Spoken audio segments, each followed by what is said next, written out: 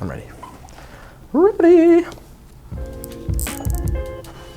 Oh, hey, you caught me rolling my bezel on my gold Submariner. Good to see y'all back again. What's up, Watch Click? Today, I'm gonna share some info with you to try to save you some time and headache, because I don't want you to be a knucklehead like I was when I started out on this amazing journey of enjoying some of the most wonderful timepieces on planet Earth. I want you to be able to take this and run with it, whether you're a collector, whether you're someone who's just learning about timepieces, or whether you've been an experienced pro. And you can learn everything you need to know from A to Z in the Watch Trading Academy if you want to take this serious and build a wealthy future around amazing luxury timepieces. So, my 3 biggest mistakes in my first year of watch trading. Number 1, poor investment mindset. So when I was starting out, I was tinkering around with a lot of stuff with luxury watches. My first luxury watch was actually a Hamilton Petite Second Railroad I bought from a big box retail boutique, and a Hamilton really doesn't hold value. So I learned hard and fast that if I don't buy something right, or a watch that retains its value in the market, it's basically spending money, which is what a lot of people look at watches as if they don't understand why certain luxury brands are assets, not liabilities. So I lost some money on the first one, but I kept it for sentimental reasons. I saved up the same amount of money and I bought a Rolex Datejust two-tone, very classic, old school, white hair, 1980s, does a bunch of blow on Wall Street type watch, and loved the respect I got. So long story short, my mentality when I started was basically, I will put money into a watch to enjoy, to try to make any sort of profit and not lose money. So in my first 4 trades, for example, I had bought that Rolex Datejust and I had spent maybe around $1,800 on it. It was very vintage, 36 millimeter, and sold it to a dealer for $2,200. And I was excited because I was like, wow, I just made $400 on a Rolex that I got to enjoy for 3 months.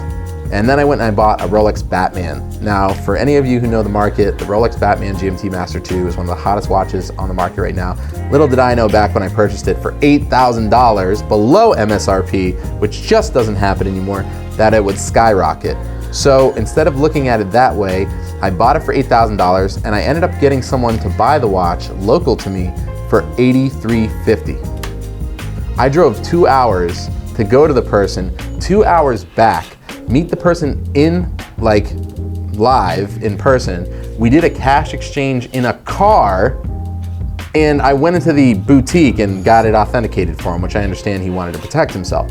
But to do that for $350, to take 4 hours out of my day, to risk getting robbed or hurt for parking my cash in a Rolex Batman GMT Master 2 Batman for $8,000 to make $350? See, most people would be thrilled that they got to wear a Rolex for, making $350. But I look at that now as a poor investment decision. Who would want to lock up $8,000 to make less than 5%, right? And have to waste 4 hours of your day? Time is money, not to mention the risk that you take on from meeting someone in person you don't know.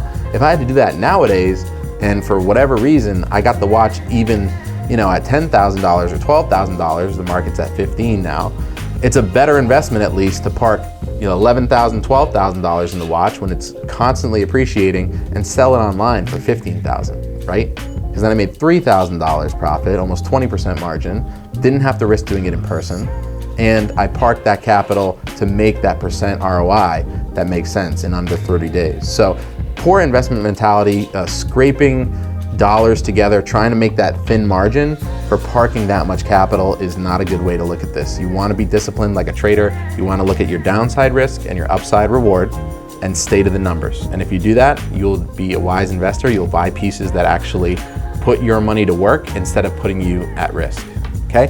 Number 2, absolutely have a quality control process in place. And it's not complicated. I have an entire list on the Watch Trading Academy blog where there's an article free to you, or if you're in the community, you'll see all this info free as part of your membership. The quality control process is a checklist that you have in place to make sure that whenever you get a timepiece, whether it's pre-owned or new, mostly pre-owned, you want to make sure you're not getting a fake, you're not getting scammed, and you're not buying something that has issues. And if you do have issues, you can go get that fixed if you have a good network to tap into, which we talk about in a different video. So you'll subscribe below and you'll see that come through. So when I talk about a quality control process, think like a pilot. A pilot can't take off until they go through the checklist. Why is that? because we are human and we forget, right? So you could be doing anything and you don't think about doing something. Oh, I didn't test the chronograph feature on the watch over 15 seconds, because if it's under 15 seconds, it can still not work.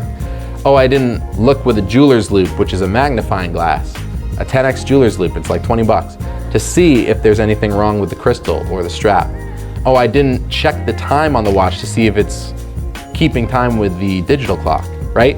Having a few checklist pieces in place to overlook what you got in when you bought it, and even when you're selling it, will greatly reduce your risk of having someone come back to you and saying there's something wrong with the watch, having someone scam you and saying that the watch isn't working when in fact it was, you just didn't log it or take notes of it with a photo or video. And when you get these watches in, you'll become so much more confident in the pre-owned market buying, because you won't have the fear of getting something effed up or unauthentic, right? And the best way to do this is buy the seller.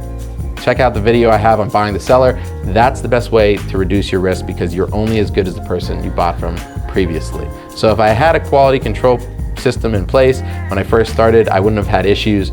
Even on the first few trades, I had a Panerai or two that came in and it wasn't keeping time and it needed a full service. And guess what?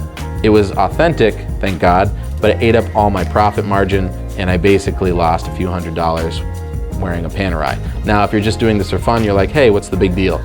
Over time, it's not a game you want to play. You want to make sure you have a few checklist items, and we provide all that to you if you're interested in learning more. Number 3, don't buy fish from fishermen. Now, this one I will color with some context, because there are times when buying from an authorized dealer is a great thing to do, and buying from certain trusted dealers also works very well. So when I say don't buy fish from fishermen, I don't want to overgeneralize this, but I want to say broaden your horizons about where you search for deals and how you buy pieces. Buying watches from private sellers, buying timepieces from people who are collectors, who aren't in the market to try to make margin all the time, but want to trade and get to know people. Buying pieces from other trusted counterparties who have wealth, who like assets, who aren't necessarily in this game 100%, is where you're gonna find your most margin, right? So like if you're buying fish from fishermen, yeah, it's easier to get the fish, right? But that's a mistake I see a lot of new traders and people getting into this do. And I was a victim of it myself, because I allowed myself to do it. And it looks like you're getting a good deal, but you're really just getting a wholesale deal, or you're getting a deal that someone could get online very easily, and you're making like 5%, $500, and you think you're happy and you're like, wow, this is great.